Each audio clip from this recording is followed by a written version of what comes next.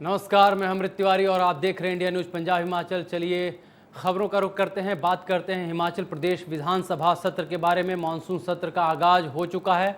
आपको बता दें कि इस दौरान श्रद्धांजलि जो है वो अर्पित की गई है और इसके बाद आपको बताएं कि तमाम जो मुद्दे हैं हिमाचल प्रदेश के, उसको लेकर के विपक्ष लामबंद है। आपको बता दें कि यह विधानसभा सत्र 18 सितंबर तक चलेगा और इस दौरान कई महत्वपूर्ण बिल पारित किए जाएंगे। साथ ही साथ आपको बता दें कि विपक्ष लामबंद है। कोरोना के संक्रमण काल में तमाम जितनी भी लूपहोल्स रहे हैं सरकार की तरफ से, उनको लेकर के, चाहे वो एसएमसी अध्यापकों के निरस्त करने का मसला हो, चाहे सैनिटाइजर और पीपीई किट घोटाले का मामला हो, और इस दरमियान जो कि कैबिनेट मंत्री के भ्रष्टाचार की बात सामने है, उसको लेकर के विपक्ष लामबंद है। और माना जा रहा है कि विधानसभा के इस सत्र में इन सभी मामलों पे हंगामे जो हैं वो हो सकते हैं, उसके आसार दिखाई दे रहे हैं। हालांकि सरकार की तरफ से भी उसकी तरफ से अपने डिफेंस जो है वो तैयार उसकी तरफ से किए गए हैं और इसको लेकर के कहीं ना कहीं अगर देखा जाए तो सत्र अब देखा जाए तो हंगामेदार रहने के उसके पूरे आसार दिखाई दे रहे हैं।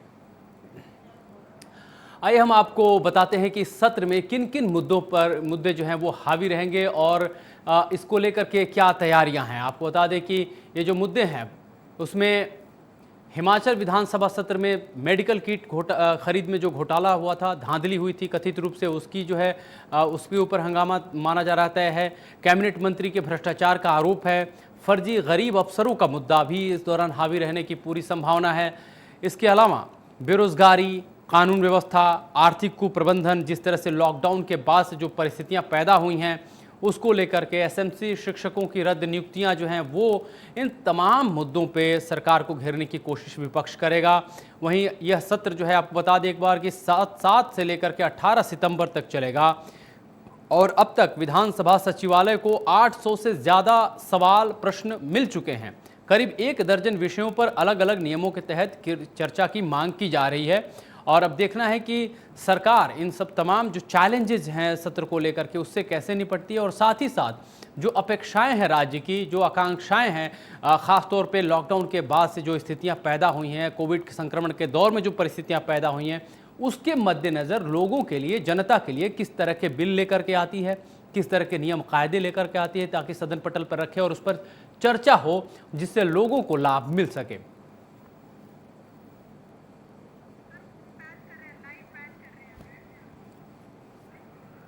तो हम आपको बता दें कि विधानसभा सत्र को लेकर के तैयारियां पूरी तरह से पुख्ता है। 17 से 8 सितंबर तक यह सत्र चलेगा। 7 से 8 माफ़ कीजिएगा, 7 से 8 तक 18 तारीख तक चलेगा यह सितंबर तक यह सत्र। विधानसभा सचिवालय को अभी तक 800 से ज़्यादा जो है वो सवाल मिल चुके हैं। करीब 1 दर्जन विषयों पर अलग अलग नियमों के तहत चर्चा की जाएगी।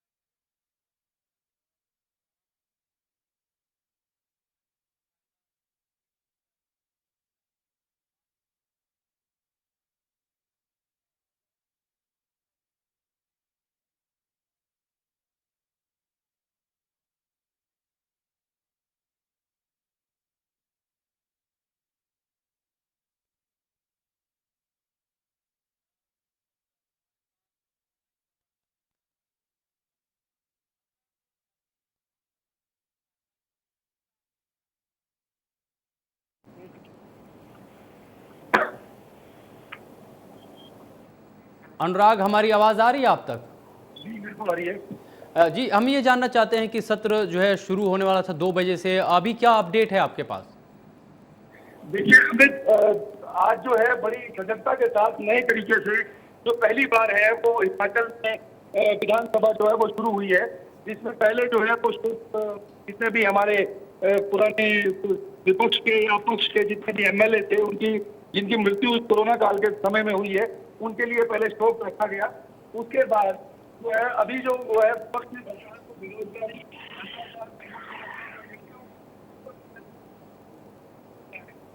जी अनुराग, आपकी आवाज़ हमारी तक नहीं पहुंच पा रही है सही से। हमारा अनुरोध है कि थोड़ा आप नेटवर्क जोन में आए ताकि ये आवाज़ पहुंच सके और हम दर्शकों को आपकी बात बता सकें। जी हमारी आवाज जी जी जी बताइए। हाँ जी, देखिए ऐसा है कि आज जो है हिमाचल में बड़ी सजगता के साथ पहला मानसून सत्र जो है ये है। आज 2 बजे जो पहले जो है वो जो था वो पारित किया गया, कुछ मिनट का मौन रखा गया। उसके बाद विपक्ष का विधायक का बैठक हुई थी, उसमें पहले रखा था कि आक्रमण उसको तेज नहीं, और इसके चलते जो है कहते हैं सरकार के विरुद्ध जो है बेरोजगारी, भ्रष्टाचार, कानून व्यवस्था और दूसरों पर सुप्रबंधन के लिए शुरू किया है।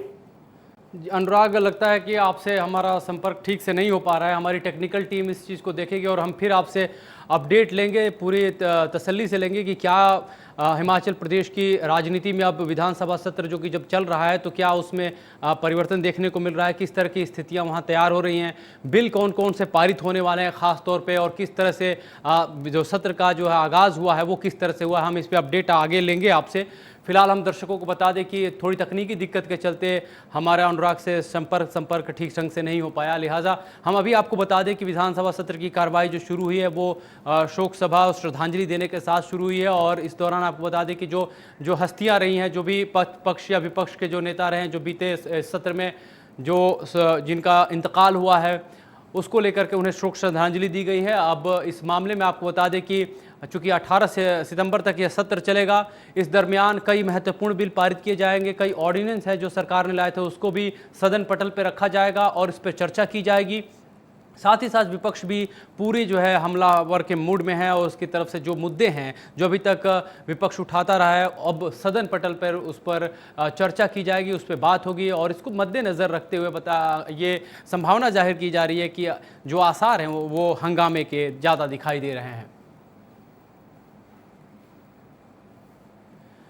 चलिए अब रुख करते हैं अगली खबर का। इन दिनों चर्चा में कंगना रनौत काफ़ी हैं। बॉलीवुड एक्ट्रेस कंगना रनौत को गृह मंत्रालय की ओर से वाई श्रेणी की सुरक्षा दी गई है। दरअसल कंगना रनौत और शिवसेना नेता संजय राउत के बीच जुबानी जंग के बाद यह फैसला लिया गया। दरअसल कंगना रनौत को उसके बाद से शिव सैनिकों की तरफ से धमकी मिल रही थी, उन्हें लगातार जो है थ्रेट किया जा रहा था, जिसके बाद से कंगना ने भी काफ़ी जोरदार पलटवार भी किए। और उस पलटवार के बाद आपको बताएं कि उन्होंने भी चुनौती दी है कि जब वे मुंबई 9 तारीख को पहुंचने वाली हैं तो एक तरह से कहा जाए तो उन्होंने शिवसेना को खुलेआम उन्होंने चुनौती दी। और इस दौरान इसके बाद से उनको स्थिति को देखते हुए गृह मंत्रालय की तरफ से उनकी सुरक्षा बढ़ा दी गई है। हालांकि आपको बता दें कि इस पूरे प्रकरण से जो कि अनुराग के पिता हैं, हम तस्वीरों में भी दिखा रहे हैं, जो हाथ झटकते हुए दिखाई दे रहे हैं, उनकी माताजी आकर के उनको समझा रही हैं, इसमें वो नाराज़ हैं। वो चाहते हैं कि कंगना इन सब तमाम चीज़ों के जो बयान हैं और जो जिस तरह से माहौल चल रहा है उससे ख़ुद को अलग करे, लेकिन कंगना कहीं ना कहीं अपने इरादों पर अडिग है। और उन्होंने आपको बता दें कि वायु श्रेणी की सुरक्षा मिलने के बाद गृह मंत्रालय को इसके लिए धन्यवाद किया है और गृह मंत्री से कहा है कि उन्होंने देश की बेटी का जो है मान रखा है। आपको बता दें कि इस पूरे प्रकरण को लेकर के कहीं ना कहीं सियासत भी अब गर्माती हुई नज़र आ रही है। मुख्यमंत्री जयराम ठाकुर पहले ही इस मामले में अपनी बात रख चुके हैं और उन्होंने कहा है कि कंगना हिमाचल की बेटी हैं। हालांकि दूसरी तरफ बताएं तो कंगना लगातार पलटवार कर रही हैं और कहीं ना कहीं शिवसेना को चैलेंज भी कर रही हैं।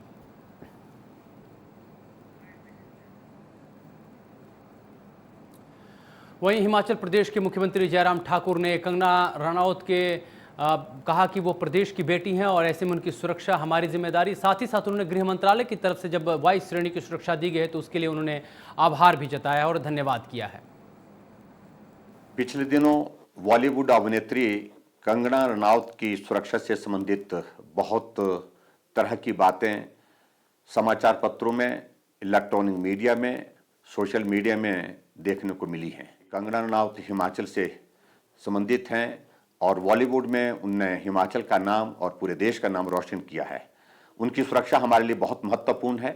उस दृष्टि से डीजीपी को हमने आदेश दिए कि वो उनकी सिक्योरिटी थ्रेट की असेसमेंट करें, और उसके पश्चात हमने एक निर्णय लिया कि उनके निवास मनाली में हिमाचल प्रदेश पुलिस की ओर से सुरक्षा मुहैया करवाई जाएगी, और आवश्यक होगा तो जो प्रवास उनका होगा, जो टूर होगा, उसमें भी हिमाचल प्रदेश अपनी सुरक्षा देने के लिए तैयार है। इसके साथ में मुझे और भी जानकारी मिली कि मिनिस्ट्री ऑफ होम अफेयर्स की ओर से भी पिछले कल सीआरपीएफ की ओर से 11 कमांडो की एक टीम जो है उनकी सुरक्षा के लिए उपलब्ध करवाई जा रही है। मैं इस निर्णय का भी अभिनंदन करता हूं, स्वागत करता हूं, और केंद्रीय गृह मंत्री जी का भी आभार व्यक्त करता हूं, क्योंकि कंगना रनौत हमारी हिमाचल की बेटी है, उनकी सुरक्षा हमारे लिए महत्वपूर्ण है, और इस दृष्टि से हिमाचल प्रदेश सरकार और केंद्र सरकार उनकी सुरक्षा के लिए जो भी आवश्यक होगा उसमें कोई कमी नहीं छोड़ेगी। वहीं शिमला के पंथा घाटी में शहीद जवान बीमा तेंजिन का राष्ट्रीय सम्मान के साथ अंतिम संस्कार किया गया। आपको बता दें कि 30 अगस्त को तिब्बत सीमा पर पेट्रोलिंग के दौरान विस्फोट हुआ था। इसमें 7वीं बटालियन के तेंजिन शहीद हो गए थे। शहीद को याद करते हुए तिब्बतन समुदाय के लोगों ने शोक सभा आयोजित की। इसमें तिब्बती युवा कांग्रेस और तिब्बती महिला मंच की तरफ से शहीद सूबेदार तेंजिन को भावभीनी श्रद्धांजलि और श्रद्धा सुमन अर्पित किए गए।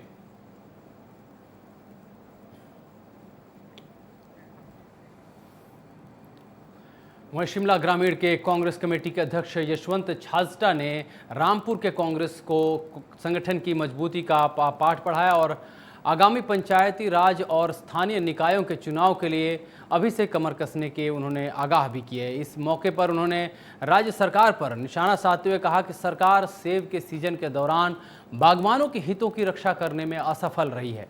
कार्यकर्ताओं को आगामी चुनाव के लिए निर्देश देते उन्होंने कहा कि आने वाले वक्त में पंचायती राज संस्थाओं और स्थानीय निकायों की चुनाव होने वाले हैं। यह कार्यकर्ताओं के लिए परीक्षा की घड़ी है और उन्हें एकजुट होकर काम करना होगा।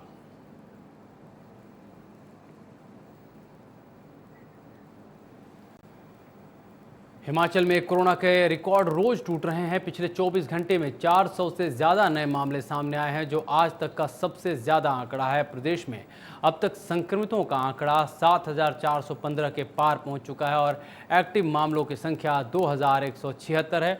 साथ ही कोरोना से प्रदेश में 53 लोगों ने दम तोड़ दिया है। वहीं 5,138 लोगों ने कोरोना को मात दी है।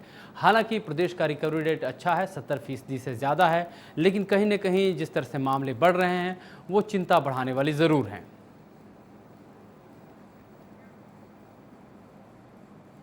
चलिए अब रुख करते हैं पंजाब की खबरों का। पोस्ट मैट्रिक स्कॉलरशिप घोटाले को लेकर पंजाब की राजनीति गरमाई हुई है। इस दौरान पंजाब के कई जिलों में आम आदमी पार्टी की तरफ से प्रदर्शन किए गए और कैबिनेट मंत्री साधु सिंह धर्मसोत का पुतला जलाया गया। दरअसल यह काफ़ी दिनों से चल रहा है। स्कॉलरशिप घोटाले को लेकर के लगातार अलग अलग पार्टियां लामबंद हैं। पंजाब के अलग अलग हिस्सों में प्रदर्शन किए जा रहे हैं। ये 3 तस्वीरें हम आपको दिखा रहे हैं, नाभा, पटियाला, बरनाला की। यहाँ पे आप बता दें कि आम आदमी पार्टी की तरफ से प्रदर्शन किए गए हैं और साधु सिंह धर्मसोत जो कि कैबिनेट मंत्री हैं उनका पुतला फूंका जा रहा है। यह प्रदर्शन के दौरान यह एक चलन बना हुआ है। हर पार्टी जब भी प्रदर्शन कर रही है, पुतला अपने गुस्सा इजहार कर रही है, पुतला फूंक करके साधु सिंह धर्मसोत का, और उन्हें मंत्री पद से बर्खास्त करने की मांग भी कर रही है। हालांकि इन तमाम प्रदर्शनों पे, इन तमाम पुतले फूंक दहन के बावजूद सरकार की तरफ से इस पर कोई बात नहीं कही है, ना ही साधु सिंह धर्मसोत की तरफ से कोई ताज़ा बयान आया है। जबकि विपक्ष की तरफ से लगातार धरना प्रदर्शनों का दौर चल रहा है। कोविड के इस संक्रमण काल में चल रहा है। साथ ही साथ जो चुनौतियां कोविड को लेकर के हैं उसको भी देते हुए यह प्रदर्शन लगातार हो रहे हैं और सरकार को घेरने की कोशिश लगातार जारी है।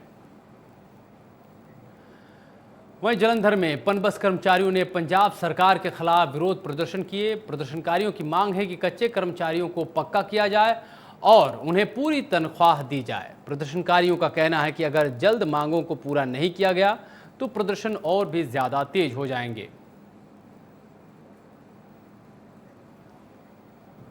वहीं दिल्ली पुलिस की स्पेशल सेल ने सोमवार को मुठभेड़ के बाद बब्बर खालसा इंटरनेशनल संगठन के 2 आतंकियों को गिरफ्तार कर लिया। उत्तर पश्चिमी दिल्ली में आतंकियों और दिल्ली पुलिस की स्पेशल सेल के बीच फायरिंग हुई। इसके बाद यह गिरफ्तारी की गई है। बता दें कि दोनों आतंकियों का नाम भूपेंद्र उर्फ दिलावर सिंह और कुलविंदर सिंह है। दिल्ली पुलिस का कहना है कि इनके पास से हथियार और गोला बारूद भी बरामद हुए हैं। दरअसल जो बात है इसमें पिस्टल इनके पास से 6 पिस्टल और 40 कार्ट्रिज बरामद किए गए हैं।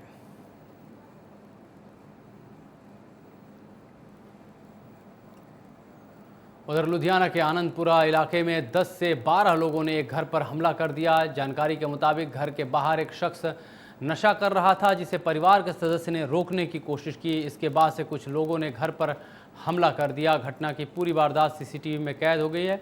इस दौरान पीड़ित परिवार का आरोप है कि पुलिस इस मामले में कोई नहीं कर रही है, कार्रवाई से बच रही है। जबकि एसएचओ डिब्बा के कहना है कि किसी भी शख्स ने पुलिस थाने में शिकायत दर्ज नहीं करवाई, लिहाजा कोई कार्रवाई पुलिस की तरफ से अमल में नहीं लाएगी। लेकिन जिस तरह से ये वारदातें हो रही हैं, जिस तरह से खुलेआम लोग कानून अपने हाथ में ले रहे हैं, उसको चुनौतियां दे रहे हैं, लॉ एंड ऑर्डर की स्थिति देखा जाए तो पंजाब में ख़राब होती ही दिख रही है कि कहीं पे गोली चल जा रही है, कहीं पे कार जैकिंग हो जा रही है सरेआम, और अब एक गुट बना करके हथियार लहराते हुए कुछ शोहदे, कुछ बदमाश एक घर पर हमला कर देते हैं। निश्चित रूप से यह कानून व्यवस्था के लिए चुनौती है, क्योंकि पंजाब में कहीं न कहीं देखें तो एक गुंडागर्दी जो है वो हावी होती दिखाई दे रही है।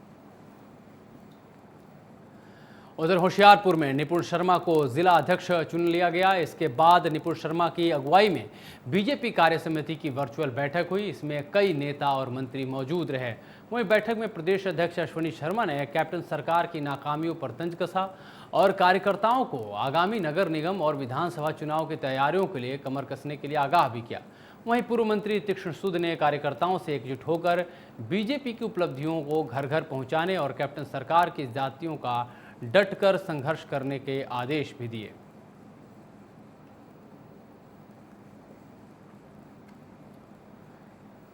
पंजाब के मुख्यमंत्री कैप्टन अमरिंदर सिंह ने सचिन पायलट को जन्मदिन की उन्हें बधाई दी है। साथ ही उन्होंने उन्हें लोगों की सेवा में रहने के लिए भी उनका धन्यवाद किया। आपको बता दें कि सचिन पायलट राजस्थान के पूर्व कांग्रेस अध्यक्ष रहे हैं, साथ ही साथ कैबिनेट मंत्री रहे हैं। पिछले दिनों खासे चर्चा में सचिन पायलट रहे थे जब अशोक गहलोत के साथ उनकी ठन गई थी और उन्होंने बगावत का बिगुल फूंक दिया था, जिसके बाद काफ़ी इस पे हलचल भी रही थी, विधायकों की अफरा तफरी रही थी, एक जगह से दूसरी जगह पहुंचाया गया था।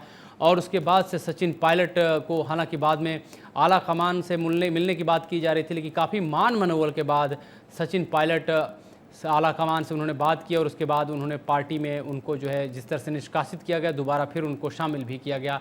यह 1 महीने के घटनाक्रम की तस्वीरें रहीं, लेकिन फिर से अब वो कांग्रेस का ही हिस्सा हैं और अब कांग्रेस के ही जो नेता हैं, वरिष्ठ नेता और मुख्यमंत्री पंजाब के कैप्टन अमरिंदर सिंह, उन्होंने उनके जन्मदिन पर उन्हें बधाई दी है। उधर पंजाब में कोरोना संबंधी बढ़ रही अफवाहों का असर रायकोट के नज़दीक उस वक्त देखने को मिला जब रायकोट के रहने वाले एक शख्स ने राजेंद्र अस्पताल पटियाला में अपने किसी परिजन के मौत के बाद शरीर के अंग निकालने का दावा किया। दरअसल रायकोट पहुंची मरीज की मृतक शरीर को उतारते समय मृतक के मुंह से खून निकला देख पारिवारिक मेंबरों ने उसके शरीर के अंग निकाले जाने और कथित तौर पर टीका लगाकर हत्या करने का आरोप लगाया।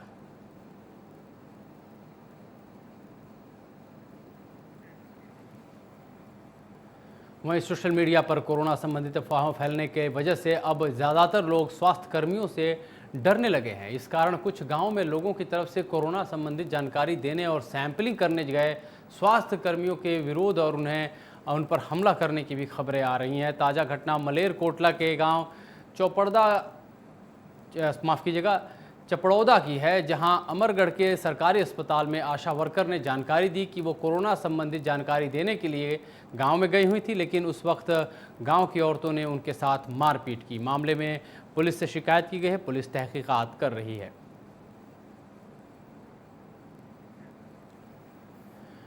वहीं बरनाला के सिविल अस्पताल को कोविड-19 के चलते बंद करने का फैसला किया गया है। इसका सिविल अस्पताल बचाओ कमेटी ने विरोध भी जताया है। कमेटी के सदस्य प्रेम कुमार ने बताया कि कोविड-19 के नाम पर सरकारी अस्पताल को बंद करने से अस्पताल की सभी सेवाएं भी बंद हो जाएंगी, साथ ही इससे इलाके में दहशत फैल जाएगी। तो वहीं इस फैसले के बाद प्राइवेट अस्पतालों की मनमानी भी शुरू हो जाएगी।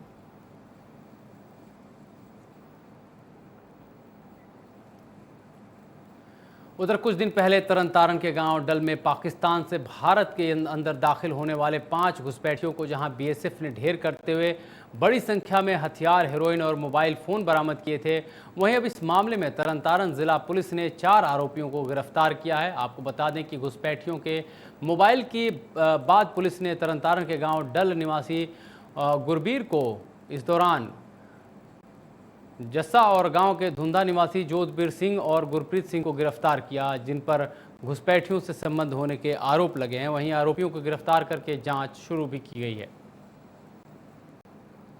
हाँ जी ਇਹਦੇ ਸੀਗਾ ਉਹ ਜਿਹੜੇ ਪਾਕਿਸਤਾਨ ਚੋਂ ਇੱਧਰ ਇੰਡੀਆ ਵਾਲੇ ਪਾਸੇ ਐਂਟਰ ਹੋਏ ਸੀਗੇ 21-22 ਦੀ ਰਾਤ ਨੂੰ ਤੇ ਉਹ ਜਿਹੜਾ ਬੀਐਸਐਫ ਦੇ ਨਾਲ ਜਿਹੜੇ ਸੀਗੇ ਪੰਜੇ ਜਿਹੜੇ ਆ ਪਾਕਿਸਤਾਨੀ ਮਾਰੇ ਗਏ ਜਿਹਦੇ ਸੰਬੰਧ ਦੇ ਵਿੱਚ ਅਸੀਂ ਜਿਹੜਾ ਐਫਆਈਆਰ ਖਾਲੜਾ ਥਾਣਾ ਵਿੱਚ 307 ਦੀ ਦਰਜ ਕੀਤੀ ਸੀ। ਇਹਨਾਂ ਕੋਲੋਂ ਜਿਹੜਾ 9 ਕਿਲੋ ਹੈਰੋਇਨ, AK-47, 4 ਪਿਸਟਲ ਮਿਲੇ ਸੀਗੇ, ਹੋਰ ਗੋਲੀ ਸਿੱਕਾ ਮਿਲਿਆ ਸੀ ਤੇ ਉਹਦੇ ਸੰਬੰਧ ਵਿੱਚ ਜਿਹੜੀਆਂ ਸੀਗੀਆਂ ਜਿਨ੍ਹਾਂ ਨੇ ਅੱਗੋਂ ਕੰਸਾਈਨਮੈਂਟ ਚੁੱਕਣੀ ਸੀ ਇਹਨਾਂ ਦੇ ਫੋਨਾਂ ਦੇ ਉੱਤੋਂ ਗਾਂ ਲਿੰਕ ਪੈਦਾ ਹੋਏ ਤੇ ਉਹਦੀ ਐਵੀਡੈਂਸ ਦੇ ਬੇਸ ਦੇ ਉੱਤੇ ਜਿਹੜੇ ਆ ਮਤਲਬ 4 ਜਣੇ ਜਿਹੜੇ 2 ਡੱਲ ਪਿੰਡ ਦੇ ਆ, 2 ਧੁੰਦੇ ਪਿੰਡ ਦੇ ਆ, ਇਹਨਾਂ ਨੂੰ ਇਸ ਮੁਕੱਦਮੇ ਦੇ ਵਿੱਚ ਨਾਮਜ਼ਦ ਕਰਕੇ ਅਰੈਸਟ ਕੀਤਾ ਗਿਆ ਵਾ।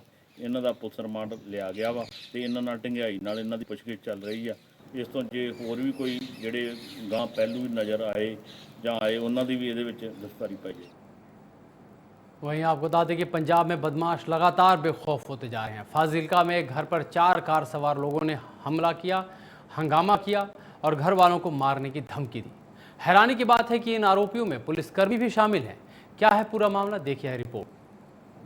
सरकार और प्रशासन प्रदेश में बेहतर सुरक्षा को लेकर तमाम दावे करता है, लेकिन इन दावों की पोल खोलते हुए हर दिन बदमाशों की बेखौफी के मामले सामने आते रहते हैं। ताजा मामला फाजिलका का है, जहां सादकी बॉर्डर रोड पर स्थित एक घर पर बदमाशों ने हमला कर दिया।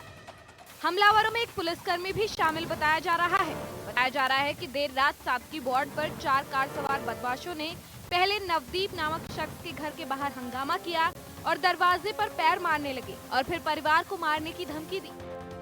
रात 10:15 बजे हरजिंदर सिंह सैनी आया दारू नाल फुल डकिया होया, 4-5 जने कार ते बूहे अगे कार रोक के गाल मंदा कढ़िया, बूहे नूं लत्तां मारदा रहा, इट्टां मारन दी कोशिश कीती ते इन्नी देर नूं असीं रौला पाया, महल्ले वाले आए, कार लैके फरार हो गए। मैं थाना सिटी फोन किया, उन्हां PCR मुलाजम भेजे, दोबारा फिर कार रिटर्न टप्पी, साडा रश वेख के रुके नहीं। मैं PCR वालिਆਂ ਨੂੰ ਕਿਹਾ ਵੀ ਉਹ ਕਾਰ ਜਾ ਰਹੀ ਹੈ, PCR ਵਾਲੇ ਮਗਰ ਗਏ ਉਹਨਾਂ ਦੇ। ਜਦੋਂ ਮਗਰ ਗਏ ਕਾਰ ਰੋਕ ਕੇ ਫਿਰ ਸਾਡੇ ਕੋਲ 5 ਮਿੰਟਾਂ ਬਾਅਦ ਵਾਪਸ ਆ ਗਏ। ਵਾਪਸ ਆਏ, ਮੈਂ ਕਿਹਾ ਕੀ ਗੱਲ, ਉਹਨਾਂ ਨੂੰ ਤੁਸੀਂ ਰੋਕਿਆ, ਕੋਈ ਕਾਰਵਾਈ ਨਹੀਂ ਕੀਤੀ, ਕੁਝ ਨਹੀਂ ਕੀਤਾ। ਕਹਿੰਦੇ ਜੀ ਉਹ ਸਾਡਾ ਮੁਲਾਜ਼ਮ ਹੈ ਹਰਜਿੰਦਰ ਸਿੰਘ, SSP ਦਫ਼ਤਰ ਲੱਗਿਆ ਹੈ ਤੇ दारू ਪੀਤੀ ਬਹੁਤ ਜ਼ਿਆਦਾ ਤੇ ਕਹਿੰਦਾ ਸਾਨੂੰ ਵੀ ਅੱਗੋਂ ਗਲ ਪੈਂਦਾ। ਮੁੜ ਕੇ PCR ਵਾਲੇ ਉਹਦੇ ਪਿੱਛੇ ਸੀਗੇ, ਦੁਬਾਰਾ ਫਿਰ ਕਾਰ ਕੱਢ ਕੇ पूरा महल्ले वाले खड़े सीगे, गाल मंदा दोबारा फिर कढ़ के उच्ची शीशे खोल के लंघ गए। पूरी घटना CCTV कैमरे में कैद हो गई। परिवार ने इसकी शिकायत फोन कर पुलिस को दी। सूचना मिलने के बाद पुलिसकर्मी मौके पर पहुंचे, तब तक आरोपी मौके से फरार हो गए थे। मैं रात गश्त सी ਤਾਂ ਮੁਨਸ਼ੀ ਜੀ ਕੋਲ ਦਰਖਾਸਤ ਦੇਣ ਆਏ ਸੀ। ਮੈਨੂੰ ਉਹਨਾਂ ਨੇ ਫੋਨ ਕੀਤਾ ਸੀ ਕਿ ਇਸ ਤਰ੍ਹਾਂ ਚੋਨੀ ਧੂੜੀਏ ਦੇ ਘਰ ਤੇ ਕਿਸੇ ਨੇ ਧੱਕੇ ਧੁੱਕੇ ਮਾਰੇ ਤੇ ਜਾ ਕੇ ਪਤਾ ਕਰੋ। ਜਦੋਂ ਮੈਂ ਉੱਥੇ ਪਹੁੰਚਿਆ ਉਸ ਤੋਂ ਪਹਿਲਾਂ ਉਹ ਬੰਦੇ ਜਾ ਚੁੱਕੇ ਸੀ ਤੇ ਹੁਣ ਅਜੇ ਜਾਂਚ ਜਾਰੀ ਹੈ। ਜਿਸ ਤਰ੍ਹਾਂ ਦੀ ਵੀ ਸੂਰਤ ਹੋਵੇਗੀ ਉਸ ਤਰ੍ਹਾਂ ਦੀ ਕਾਰਵਾਈ ਅਮਲ ਚ ਲਿਆਂਦੀ। फिलहाल पुलिस ने मामला दर्ज कर जांच शुरू कर दी है, लेकिन इस मामले ने कहीं न कहीं प्रशासन के दावों की पोल जरूर खोल दी है। फाजिलका से रंजीत सिंह, इंडिया न्यूज, पंजाब, हिमाचल। और नावा सदर पुलिस ने सकौड़ा गाड़ी में आपको बता दें कि यहाँ से 2 चचेरे भाइयों को भारी मात्रा में चूरा पोस्त के साथ गिरफ्तार किया है। बताया जा रहा है कि गाड़ी हरियाणा के नंबर की है और वहीं आरोपी पटियाला और दूसरा संगरूर ज़िले का रहने वाला है। फिलहाल पुलिस ने इन्हें गिरफ्तार करके कार्रवाई शुरू कर दी है।